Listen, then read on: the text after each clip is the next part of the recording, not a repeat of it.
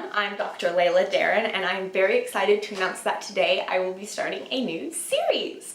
Psychology has come a long way from the time of Freud. Psychologists today don't tend to speak of the id, the ego, or the superego. We don't speak of the Oedipus complex. That is, until today. Today I'm going to be taking Freudian psychoanalysis and analyzing a very generous volunteer. Everyone, please welcome the famous rock star, Crash. Hey. Hello, Mr. Crash. Welcome Just to call me Crash, man. Okay. Crash. Do you know who Freud is?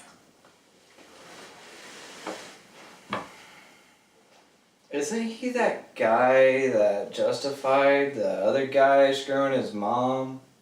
Well, yes, he did develop the Oedipus complex, but Freud has done so much more than that. He compared the unconscious mind to that of an iceberg, saying that the conscious mind is only the tip and the unconscious mind is everything below the surface. He also discussed defense mechanisms, psychosexual stages, analyzed dreams. Yo, can we get to the questions? This is kind of boring. Well, I suppose if you're in that big of a rush, we can. First, we're going to explore the pleasure principle. Nice. Anyway, you seem to be a stereotypical rock star. Do you have any addiction habits? Oh yeah, totally. Excellent! A lot of more recent studies claim that addiction does not stem from the pleasure principle, but as Solomon's opponent process theory. However, for the sake of Freud, we're going to look at it under the scope of the pleasure principle. Do you find pleasure in your addiction? Oh yeah, it's such a rush. What is it that you're addicted to, Crash? Skittles. What? Skittles, man.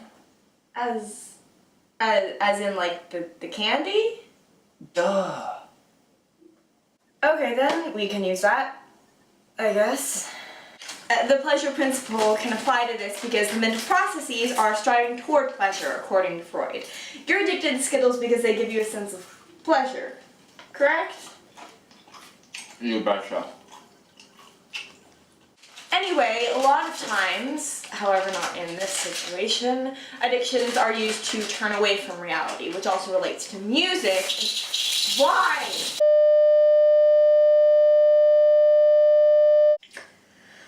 Well, that happened. Anyway, let's move on to the next topic. I think this next topic will suit you well. Crash, let's look at narcissism. What was that?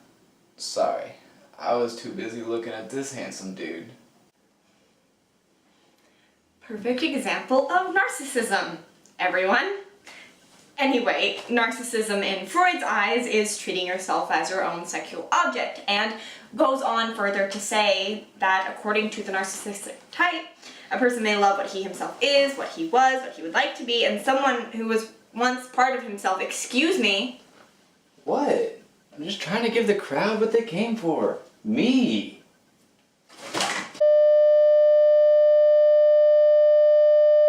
This was the first and last episode of the Freudian Psychoanalysis series. As you could tell, my office is completely destroyed. The experiment was a success because it showed that Freudian logic can be applied to the mindset of a rock star. The experiment was a failure because of everything else. Hope you enjoyed. I'm a psychologist.